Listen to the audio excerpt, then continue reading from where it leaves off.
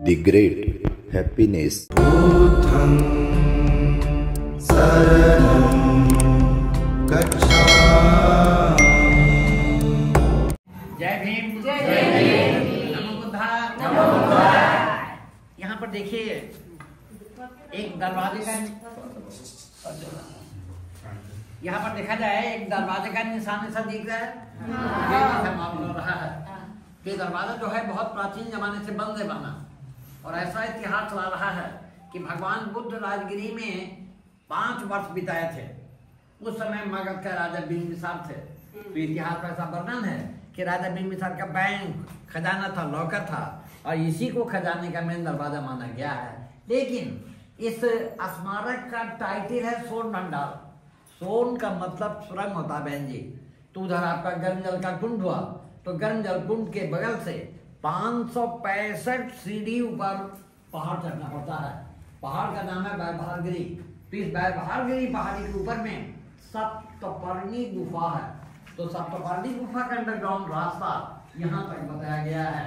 और ऐसा बहुत साहित्य वर्णन है कि जब भगवान बुद्ध का महापरिनिर्वाण कुशीनगर में हुआ, महापरिनिर्वाण के 3 महीना बाद 500 भिक्षुओं का प्रथम बौद्ध महासंगीति सभा राजगिरी सप्तपर्णी गुफा के भीतर हुई, और बौद्धों की 3 धार्मिक पुस्तकें लिखी गई, सुत्त पिटक, विनय पिटक और अभिधम्म, मतलब त्रिपिटक।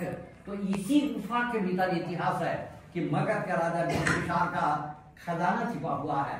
अब ये दरवाजा बंद रहने का कारण है कि बिंबिसार का बेटा अजातशत्रु पैसे के लालच में अपने पिता को कैद कर कारागार में बंद कर कड़ी सजा दिए, यहाँ तक कि पैर पड़वाकर नमक भी भरवाए।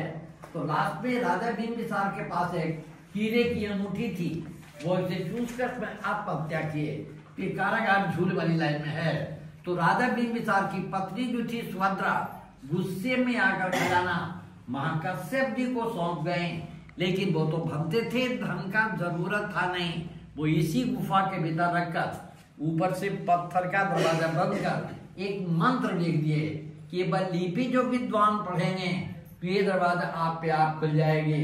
लेकिन वो लिपि किसी ने पढ़ा नहीं। जब ब्रिटिश का समय आया तो राजा बिंबिसार का खजाना समझकर अंग्रेज सरकार ने क्या किया कि सामने वाली जंगला से तोप लगाकर तोड़ना चाहा, लेकिन बाबू टूटा नहीं, यह दाग होकर रह गया। भारत सरकार तोड़ने का कोई कोशिश किया नहीं। क्यों? पहाड़ के भीतर के अंदर लोहा फास्फोरस है, इससे टच होकर गर्म जल निकल रहा है। अगर इसे छोटा सा डायनामाइट से तोड़ा जाए, ब्लास्ट कर जाएगा, ज्वालामुखी फूटेगा, गर्म जल वगैरह बंद होने का उम्मीद है। सिर्फ ऐसे 1904-5 में लॉर्ड कर्जन जो ब्रिटिश टाइम में गवर्नर थे, वैसा कानून बना दिए बाबू कि प्राचीन नस्ल को नष्ट नहीं कर सकते हैं। नष्ट करने वाले को 5,000 रुपया जुर्माना, 6 महीना कारागार भोगना पड़ेगा। तो अब इसका जो लिपि है, आप लोग बैठे रहिए, लिपि बताना।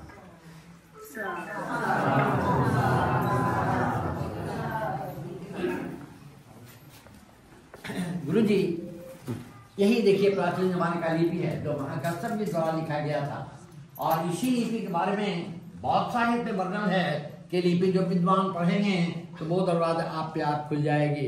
लेकिन ये लिपि किसी ने पढ़ा नहीं, संख लिपि नाम से जाना जाता है, क्योंकि गौर से देखिए तो इसमें कुछ अल्फाबेट्स ऐसे हैं जो कि संख आकार का मिल रहा है। तो प्राचीन जमाने में जितनी पुस्तकें होती थी वो नालंदा लाइब्रेरी में रखी जाती थी।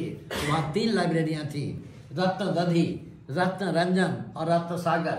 लेकिन पंडित बुद्धिभद्र ने जब वहाँ पर आग लगा दिया और 6 महीना वहाँ जलता रहा, तो वहाँ की पुस्तकालय जो थी ये तो जल गई। उन भाषाओं में संख लिपि का आज तक पढ़ाई हुआ है। यहाँ पर भगवान बुद्ध का प्रतिमा है, ये देखिए माथे का चिन्ह, ये पूरी बॉडी का निशान, सिंह का चिन्ह, क्योंकि भगवान बुद्ध शक वंश के थे। नीचे में 1.5 फीट गड्ढा हुआ, इसमें सारी पुत्र, और ऊपर में आनंद जी का प्रतिमा था जो भगवान बुद्ध का प्रिय शिष्य थे। लेकिन जब मूर्तियां चोरी होना प्रारंभ हुआ तो आर्कियोलॉजिकल डिपार्टमेंट वालों ने इन प्रतिमाओं को निकालकर नालंदा संग्रहालय म्यूजियम में शिफ्ट कर दिया है। अब हम लोग बाहर से बाएं चलेंगे दूसरी गुफा में, जहाँ प्राचीन बौद्ध विहार है। जय भीम। जय भीम। नालंदा विश्वविद्यालय के तरह ये तो जंगल झाड़ी मिट्टी में ढका हुआ था। तो एशिया महादेश में 3 ही यूनिवर्सिटी का नाम आता है। प्रथम जो तक्षशिला, जो आपका पाकिस्तान और अफगानिस्तान के बॉर्डर पर है, जिसका राजधानी बेलूचिस्तान हुआ। द्वितीय नालंदा और तृतीय विक्रमशिला जो भागलपुर में है। तो नालंदा में 2 चाइनीज विद्यार्थी थे, फाहियान और हुइनसन। फाहियान साहब नालंदा में 5th सेंचुरी एडी में आए कुमार गुप्त के समय में, और हुइनसन साहब 7th सेंचुरी एडी में आए हर्षवर्धन साहब के पीरियड में। तो हुइनसन साहब जब भारत भ्रमण यात्रा किए तो उनके भारत भ्रमण यात्रा के रिपोर्ट पर यहाँ की खुदाई जो है 1905 में लॉर्ड कनिंघम और मार्शल साहब ने करवाए। तो 2 गुफाएं मिली, पश्चिमी गुफा जो हम लोग देख चुके हैं, और ये दूसरा पूर्वी गुफा।